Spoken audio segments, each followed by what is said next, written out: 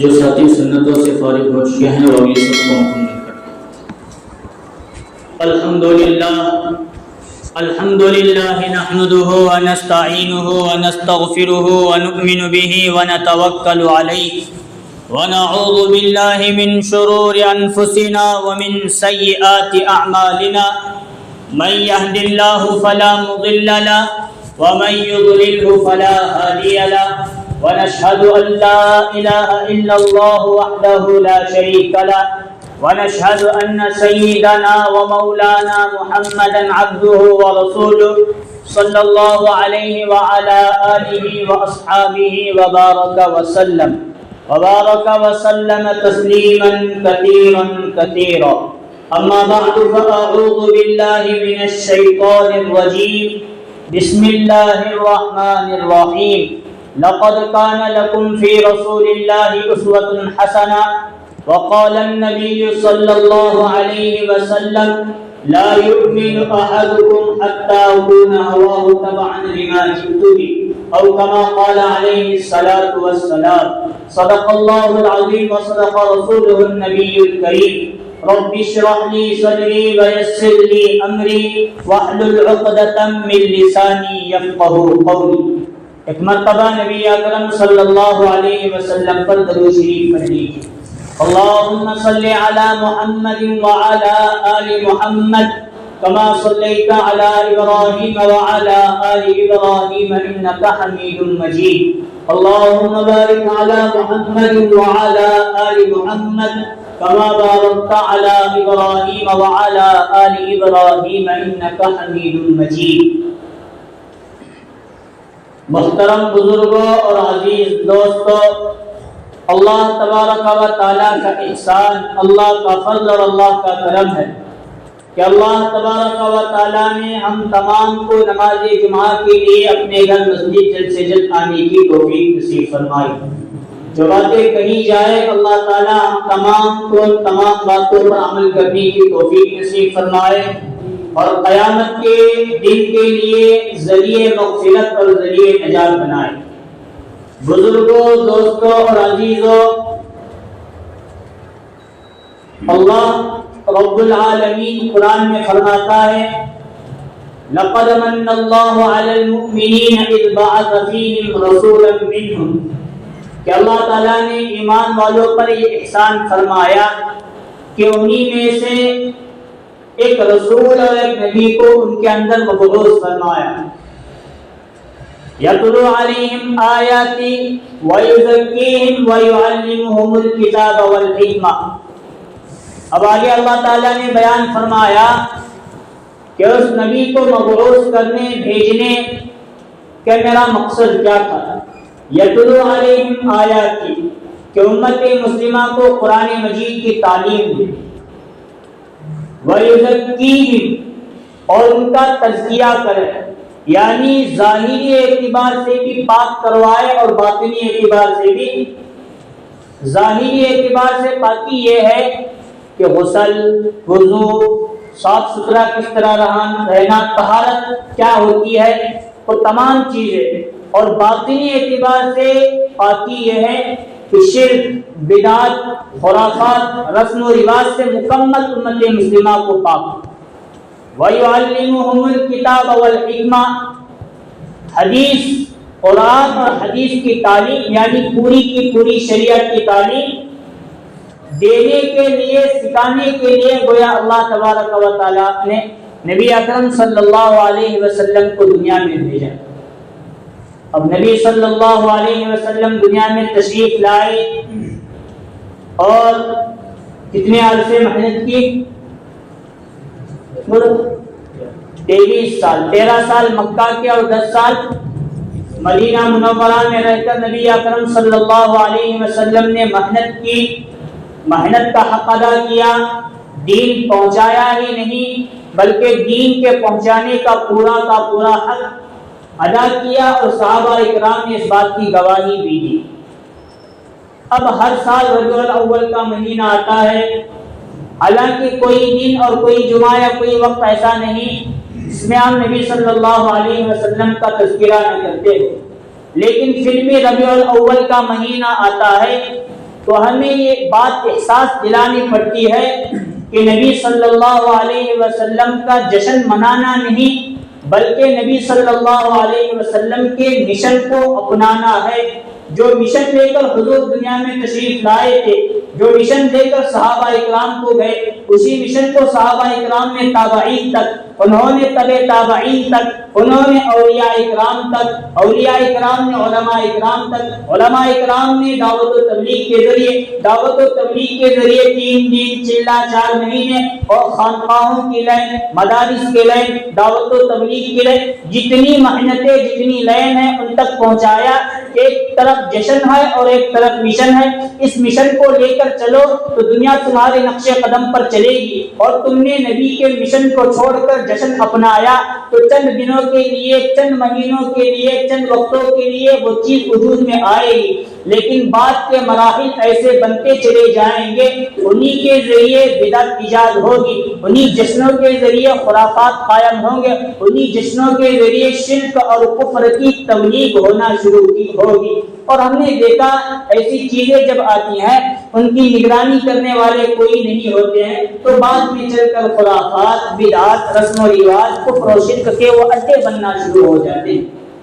اس لیے ہمیں جو اپنانا ہے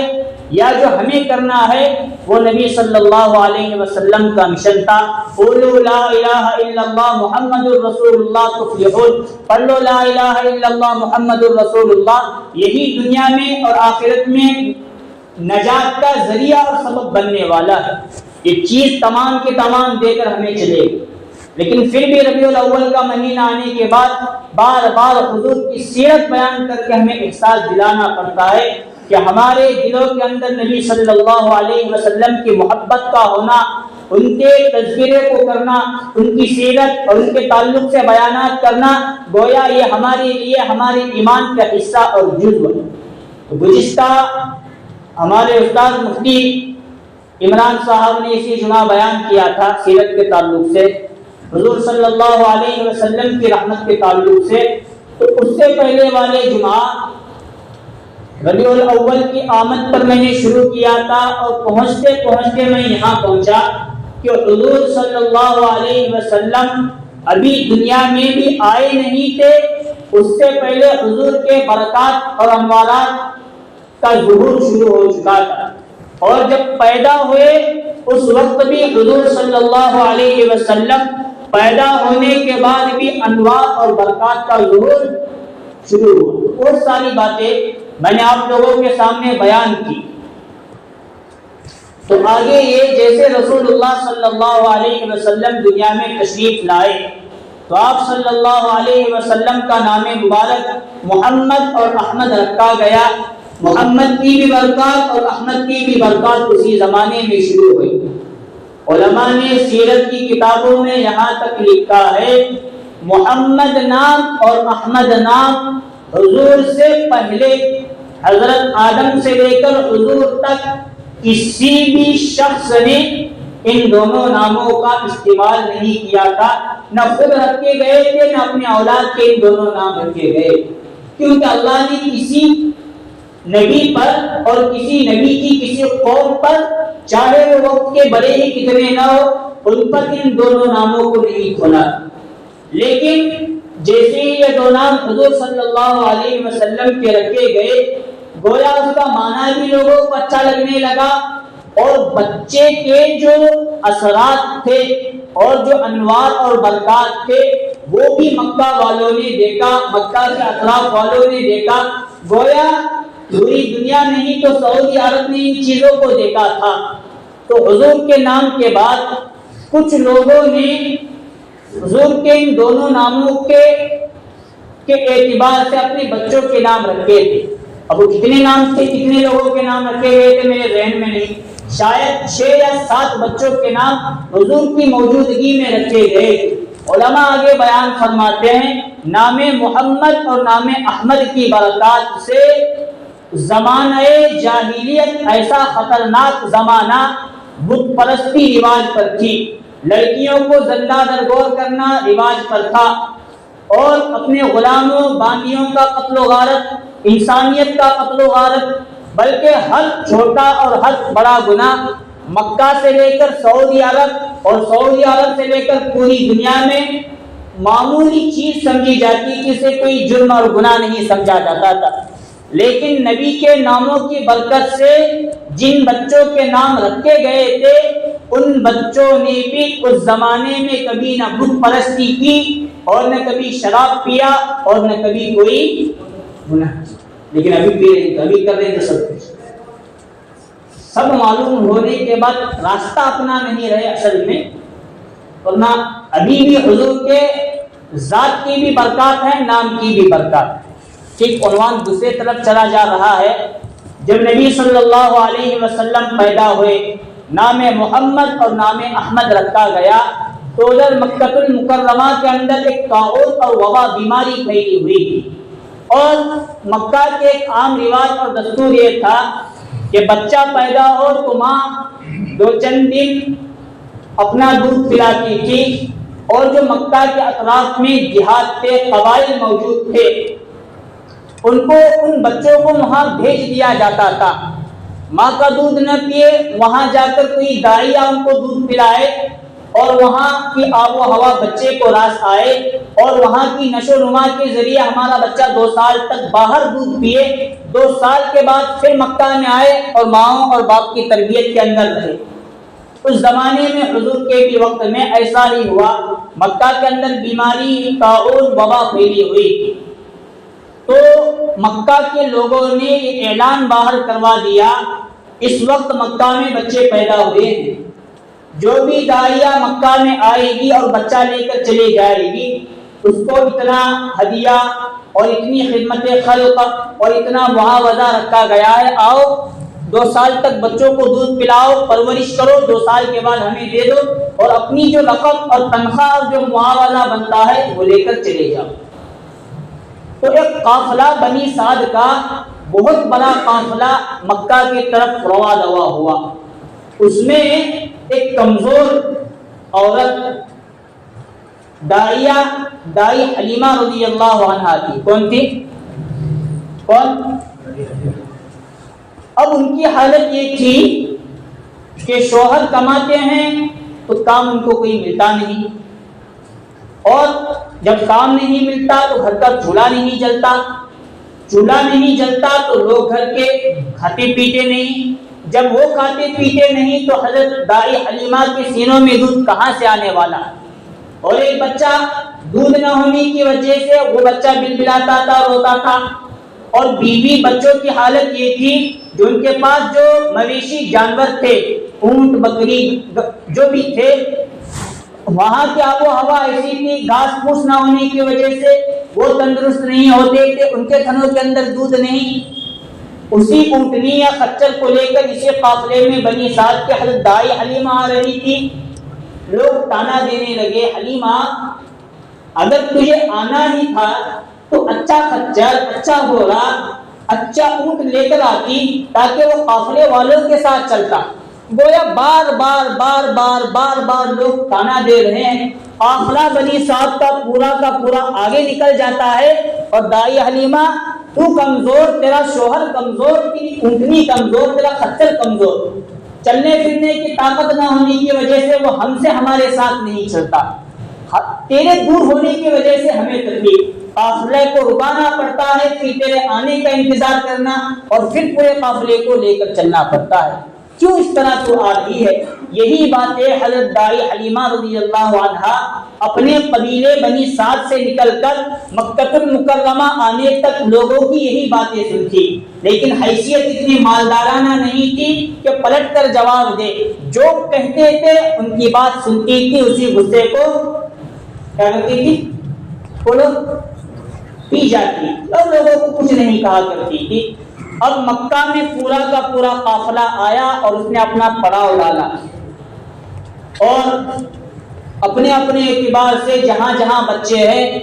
ان کی فہرست نکال کر ایک ایک شوہر، پھر ان کی بیوی جاتے اس گھر میں اور بچے کو لیتے، اور ان کی طرف سے معاوضہ طے ہوتا، لے کر چلے آتی۔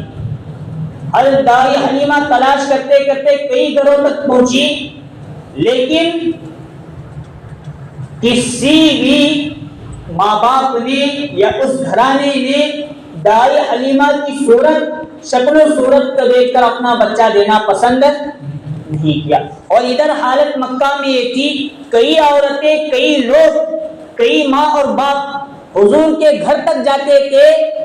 اور جا کر وہاں پوچھتے تھے یہاں بچہ ہے یا نہیں. حضرت آمینہ کہتی میرے یہاں بھی ایک بچہ ہے لیکن اس بچے کا باپ نہیں ہے. اور اپنے بیٹے محمد حضور کی طرف دیکھتی, گویا حضور اپنے نگاہوں کے ذریعے دروازے کی طرف نہیں دیکھ رہے. ایک تو گویا حضور ان کو پسند نہیں کر رہے, یہ اللہ کی طرف سے حکمت, اور حضور کے نہ پسند کرنے کی وجہ سے اللہ ان ماں باپ کے دل کے اندر یہ بات ڈالا ہے کہ باپ نہیں ہے تو ہمیں یہ بچہ لینا نہیں. کیوں نہیں لینا؟ باپ ہوتا تو کچھ رقم ملتی, ماں ہے وہ بھی غربت اور بچہ یتیم. گویا مائیں لینے کے لیے دروازے تک آتی تھی لیکن اللہ کی طرف سے, حضور کی طرف سے منشا اور مقصد نہ ہونے کی وجہ سے وہ لیے بغیر وہاں سے چلی جاتی تھی. حضرت دائی حلیمہ کئی گھروں کا چکر لگا کر جب نبی اکرم صلی اللہ علیہ وسلم کے گھر مبارک تک آئی تو حضرت آمینہ بلکہ تھک کر اپنے شوہر اور دونوں نے مشورہ کیا. سب نے تو بچے لیے لیکن حلیمہ کو کوئی بچہ ابھی تک, لیکن ان کے کانوں تک یہ بات پہنچ چکی تھی ایک گھر ہے عبداللہ, ان کا انتقال, گویا بچہ یتیم, بیوہ اس گھر کے اندر موجود ہے, خالی ہاتھ جانے سے بہتر ہے اسی یتیم بچے کو لے لیں گے, ہو سکتا ہے اللہ یہاں سے ہماری تقدیر کو چمکائے. ہوتے نہ ہوتے, ہوتے نہ ہوتے, حضرت دائی حلیمہ کے دل و دماغ کے اندر اللہ نے یہ بات ڈالی محمد بن عبداللہ کو اپنے گود لے کر ان کی پرورش کرنی چاہیے. ادھر حضور یہ تھے کسی عورت کو پسند کرنے کے لیے تیار نہیں, اور ادھر مسئلہ یہ کہ کوئی گھر والے اپنا بچہ دائی حلیمہ کمزور ہونے کی وجہ سے دینے کے لیے تیار نہیں. جب حضرت دائی حلیمہ حضرت آمینہ رضی اللہ عنہا کے گھر پر پہنچی, حضرت آمینہ نے فرمایا کہ میرا بیٹا محمد یتیم, باپ کا انتقال ہوا ہے, میں بیوہ ہوں, اب تمہیں بچے کی پرورش کرنے کا کتنا معاوضہ ملے گا میں بتا نہیں سکتی. اور اپنے بیٹے محمد کی طرف دیکھتے ہیں تو حضور نے گویا چادر کو اپنے ہاتھوں سے ہٹا کر حضرت دروازے کی طرف سے حضرت آمینہ کو بھی دیکھا اور حضرت دائی حلیمہ کو بھی دیکھا تو حضرت آمینہ سمجھی میرا بیٹا کسی اور عورت کو دیکھنے کے لیے تیار نہیں تھا, یہاں دیکھ رہا ہے مطلب ان کے یہاں جانے کے لیے وہ بھی تیار. ایک سفید کپڑے میں لپیٹ کر حضور کو حضرت دائی حلیمہ کے ہاتھوں میں رکھا. گویا رکھنے کی برکت یہ ہوئی حضرت دائی حلیمہ کے پورے جسم کے اندر طاقت اور قوت بھر آئی. جن کے سینوں کے اندر ابھی تک دودھ موجود نہیں تھا, جب حضور کو دودھ پلانے کے لیے بیٹھی ہے تو سینے کے اندر دودھ اتر آیا, حضور نے بھی پیا اور حضور کے دودھ پیتے بھائی رضائی بھائی جن کا نام غالباً عبداللہ ہے, انہوں نے بھی سیر ہو کر پیا. جب قافلے تک پہنچی, اونٹ کے اوپر جا کر بیٹھی ہے تو تھوڑی دیر قافلے والوں نے کہا کہ ابھی ہمیں یہاں تھوڑی دیر آرام کرنا, کیا جلدی اتنی جانے کی ضرورت ہے. پڑاؤ ڈالا, وہ حضور کو اونٹ کے اوپر لے کر بیٹھنے کی برکت یہ عالم ہوا کہ ان کے شوہر جب دودھ دھونے کے لیے بیٹھے تو اونٹ کے تھنوں کے اندر بھی دودھ بھر آیا, وہ نکالا, خود بھی پیا اور قافلے والوں کو بھی کچھ دیا. اور جب قافلہ وہاں سے رواں ہونے لگا, ابھی تک بنی سعد کے لوگوں نے حضرت دائی حلیمہ کو آتے وقت کوسا تھا کہ تم کیا لے کر آئی ہو, تم کس طرح آئی ہو, تم ایسے ہو, تم ویسے ہو. جب حضور کو لے کر اس خچر پر یا اس اونٹنی پر بیٹھی ہیں تو جو خچر جو اونٹنی سب سے آخر میں آ رہی تھی, نبی کے برکات اور انوارات کا ظہور یوں شروع ہوا, سب سے پہلے وہ اونٹنی تیزی کے ساتھ دوڑتے ہوئے اپنے قبیلے کی طرف چلے جانے لگے. یہ ہے نبی صلی اللہ علیہ وسلم کے ظہور. حضور آئے تو بھی رحمت اور برکت لے کر آئے, آنے سے پہلے بھی رحمت اور برکت کا ظہور ہوا، اور حضور نے دعوت و تبلیغ کا کام شروع کیا، اس زمانے میں بھی تھا، اور جب انتقال فرما گئے تب بھی ہے، اور قیامت تک امت مسلمہ کے اندر اگر امت مسلمہ نے نبی صلی اللہ علیہ وسلم کے سنتوں کو، سیرت کو اپنایا، صورت کو اپنایا، چلنے پھرنے اٹھنے بیٹھنے کو اپنایا، حضور ابھی نبی نہیں تو یہ برکات، نبی کے بعد تو برکات کا ظہور الگ، وہ چیز اگر امت مسلمہ کے اندر آ جائے ہماری دنیا بھی بن جائے گی، ہماری آخرت بھی۔ لیکن نہ ہمیں نبی کی صورت پسند، نہ نبی کی سیرت پسند ہے، تو ہمیں کوئی اور چیزیں پسند ہے، جس کی وجہ سے امت مسلمہ میں تو ہے نام محمد، احمد، آصف، فلاں، ایسا ویسا، لیکن وہ چیزیں، وہ سنتیں، وہ سیرت صورت نہ ہونے کی وجہ سے غیروں کی نگاہ میں نہ ہمارا رعب ہے، نہ دبدبا ہے، نہ اب سنت اور سیرت اپنانے کی وجہ سے وہ لوگ ہمیں اپنانے کے لیے تیار۔ ٹھیک ہے، جب وہ قافلہ اپنے مقام پر پہنچا تو حضرت دائی حلیمہ رضی اللہ عنہا کی حالت پہلے ایسی تھی، گھر میں فاقہ تھا، جو بکریاں چرنے کے لیے جاتی تھی، ذرہ برابر تنکا نہ ملنے کی وجہ سے صبح ویسے ہی جاتی تھی اور شام خالی پیٹ آتی تھی، جس کی وجہ سے ان کے تھنوں کے اندر بھی دودھ نہیں آتا تھا۔ لیکن جب نبی صلی اللہ علیہ وسلم گھر میں لائے گئے تو عالم یہ ہوا کہ صبح بکریاں جاتی تھی چرنے کے لیے، شام جب آتی تھی ان کے تھن بھی لبریز رہا کرتے تھے اور ان کا پیٹ بھی بڑا اور دودھ بھی اچھا خاصا نکلنے لگا۔ لوگ یہ ماجرا دیکھ کر حضرت دائی حلیمہ رضی اللہ عنہا کے پاس آیا کرتے تھے، حلیمہ وہ چراگاہ کہاں ہے ہمیں بتا جہاں تو اپنی بکریوں کو چراتی ہے۔ وہ کہتی جن مقامات پر تم اپنی بکریوں کو چراتے ہو انہی مقامات پر میں بھی اپنی بکریوں کو چراتی ہوں، لیکن فرق یہ ہے کل تک میں اور میرا شوہر اس گھر کے اندر رہا کرتے تھے، جس بچے کو تم نے یتیمی کی حالت میں چھوڑا اسی بچے کو اپنے گھر میں لانے کی برکت سے یہ سب انوار اور برکات کا ظہور میرے یہاں ہونے۔ ٹھیک، سیرت تو بہت بڑی چیز ہے، 2-3 بلکہ 4 ہفتے گزر گئے بیان کرتے، ابھی حضور دودھ پینے کے قریب ہی پہنچے ہیں، کہ ابھی ربیع الاول کا مہینہ ختم ہونے آیا، بہت بڑی سیرت ہے۔ جب حضور صلی اللہ علیہ وسلم 2 سال کے مکمل ہوئے تو 2 سال کا جو عرصہ تھا، 2 سال کے بعد واپس لے جا کر وہاں حضرت آمینہ رضی اللہ عنہا کے حوالے حضور صلی اللہ علیہ وسلم کو پیش کرنا تھا۔ پھر حضرت دائی حلیمہ رضی اللہ عنہا نے حضور صلی اللہ علیہ وسلم کو نہ چھوڑنے کا دل کرتے ہوئے بھی لے جا کر حضرت آمینہ کے حوالے کیا۔ پھر حضرت آمینہ رضی اللہ عنہا کے سامنے یہ درخواست کی کہ میں چاہتی ہوں اور چند دن یا چند مہینے چند سال میں محمد کو اپنے پاس رکھوں، ان کی تربیت کروں، ان کی پرورش کروں۔ تو حضرت آمینہ نے فرمایا میرا تو ارادہ یہ ہے کہ 2 سال مکمل ہوئے اپنے بیٹے محمد کو میں اپنے پاس سے رکھوں اور تمہیں نہ دوں، لیکن تم اتنا اصرار کر رہی ہو تو مجھے دینا پڑے گا، لے لو۔ اور چند دنوں کے لیے حضور صلی اللہ علیہ وسلم کو دیا،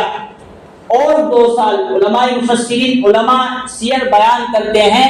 پہلے 2 سال دودھ پلایا، وہ زمانہ الگ، پھر ان 2 سالوں کی تربیت حضرت حلیمہ رضی اللہ عنہا نے کی۔ وہ کتنے سال ہوئے؟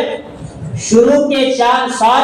حضور صلی اللہ علیہ وسلم اپنی ماں سے الگ رہ کر حضرت دائی حلیمہ کو اپنی ماں بنا کر انہوں نے ان کی یہاں پرورش کی۔ جب عرصہ گزرتا گیا، جب حضور صلی اللہ علیہ وسلم 3 سال، 3.5 سال یا 4 سال کے مکمل ہو گئے تھے تو حضور نے پوچھا میرا اور بھائی وہ میرے ساتھ کھیلنے کودنے میں نہیں رہتا، یا میں جہاں جاتا ہوں وہ نہیں رہتا، وہ کہاں جاتا ہے؟ تو بتایا گیا کہ تمہارے یہاں کچھ بکریاں ہیں، وہ بکریاں چرانے کے لیے جاتا ہے۔ حضور نے فرمایا جس گھر کے اندر میں رہ رہا ہوں تو وہاں کی خدمت گویا میرے ذمے بھی ہے، تو میں بھی کل سے بکریاں چرانے جاتا ہوں۔ تو حضور اپنے بھائی کے ساتھ اور کچھ لوگوں کے ساتھ بکریاں چرانے جاتے تھے۔ ایک مرتبہ ایسا ہوا، ان کا جو رضائی بھائی دودھ شریف بھائی تھا، عبداللہ یا کوئی اور نام ہے، وہ دوڑا حضرت دائی حلیمہ کے پاس آیا اور کہنے لگا محمد انتقال کر گئے۔ محمد، حضرت دائی حلیمہ بھی ڈری، ان کے شوہر بھی ڈرے، کیا ماجرا پیش آیا؟ تو اس بچے نے بتایا کہ ہم جہاں بکریاں چرا رہے تھے، دو سفید پوش لباس پہنے ہوئے سفید دو لوگ آئے، محمد کو زمین پر لٹایا اور سینہ چاک کیا۔ بچہ کیا سمجھ رہا ہے؟ تو بچہ کیا سینہ چاک کیا مطلب قتل کر کے شہید کر رہے ہیں، انتقال ہو گیا۔ وہ دوڑے شوہر اور دونوں میاں بیوی پہنچے تو دیکھا حضور صلی اللہ علیہ وسلم بیٹھے ہیں اور تب کبھی حضور پر تاریخ وہ کچھ ہوا ہی نہیں۔ لیکن یہاں جو ہوا اس بچپنے کی حالت میں گویا کسی گناہ کا اثر حضور کے دل پر بھی نہ ہو، اس لیے زمزم کا پانی لا کر حضور کے دل مبارک کو سینہ مبارک کو چاک کر کے دل مبارک کو نکال کر دھویا گیا۔ آگے علماء بیان فرماتے ہیں، سیرت میں موجود ہے حضور کے دل کو حضرت جبریل اور حضرت میکائیل نے نکالا اور اس میں سے کالا سیاہ نکال کر الگ رکھ دیا، کالا سیاہ نکال کر پھینک دیا، پھر اسے برف سے یا جو زمزم کا پانی تھا برف ٹھنڈا پانی بنا کر زمزم کے پانی سے حضور کے دل مبارک کو صاف کیا گیا، پھر ویسے کے ویسے واپس اندر رکھا گیا۔ صحابہ اکرام بیان فرماتے ہیں حضور کے ساتھ پوری زندگی 4 مرتبہ سینہ مبارک چاک کیا گیا۔ کتنی مرتبہ؟ اور صحابہ فرماتے ہیں ہم نے وہ دیکھا، فرشتوں نے جو حضور کا سینہ مبارک پھاڑ کر جو سیاہ تھا اس کے نشانات ہم نے، صحابہ فرماتے ہیں ہم نے دیکھا، گویا اس کے اثر حضور کے جسم مبارک پر سینہ مبارک پر بڑی عمر کے بعد بھی موجود۔ خیر کہنا یہ ہے اب نبی تو پاک اور صاف ہوتے ہیں، لیکن حضور کے دل سے کالا نقطہ نکالنا پھر دھونا کیا وجہ ہے؟ حضور نے خود بیان فرمایا ہے نبوت ملنے سے پہلے 3 مرتبہ میرے لیے دھویا گیا، نبوت کے بارے میں کوئی چیز حائل نہ ہو، اور ابھی نبوت کی جو طاقت اور قوت ہے وہ میرے کندھوں پر نہ آنے کی وجہ سے گویا دنیا کا شرک اور کفر اور کوئی گناہ کا کرنے کا اندیشہ بھی میرے دل دماغ کے اندر بات نہ آئے، اس لیے نبوت ملنے سے پہلے 3 مرتبہ دھویا گیا، اور نبوت ملنے کے بعد 1 مرتبہ اس لیے دھویا گیا کہ اب جو نبوت دی گئی ہے اس کی قوت، طاقت، روحانیت بہت بڑی چیز ہے، اس کو ابھارنا اس کو سنبھالنا اور اس کی ذمہ داری کا حق ادا کرنا عام انسان کے بس کی بات نہیں۔ یہ آپ کے اندر اس کی طاقت آ جائے، اس لیے دل مبارک کو دھویا گیا، سینہ مبارک کو چاک کیا گیا۔ یہ تو حضور صلی اللہ علیہ وسلم کی کچھ مختصر تعریف تھی۔ حضور دنیا میں ابھی آئے بھی نہیں، برکات ظہور ہو رہی، پیدا ہونے کے فوراً بعد حضور کے برکات اور انوارات کا ظہور،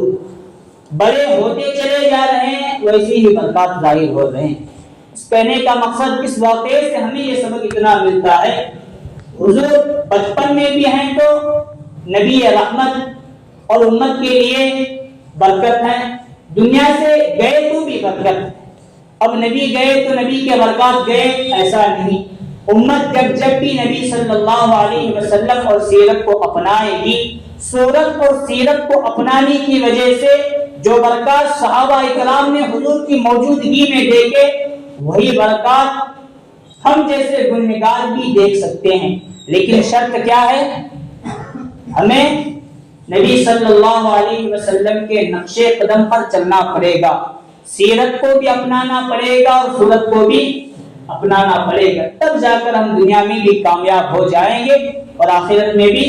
کامیاب ہو جائیں گے۔ اللہ تعالیٰ سے دعا ہے اللہ تبارک و تعالیٰ ہم تمام کو ان کئی ہوئی باتوں پر عمل کی توفیق نصیب فرمائے، نبی اکرم صلی اللہ علیہ وسلم کی سیرت اور صورت کو اپنا کر اپنی زندگی حضور کی طرح زندگی گزارنے کی توفیق نصیب فرمائے، آمین وآخر دعوانا الحمدللہ رب العالمین۔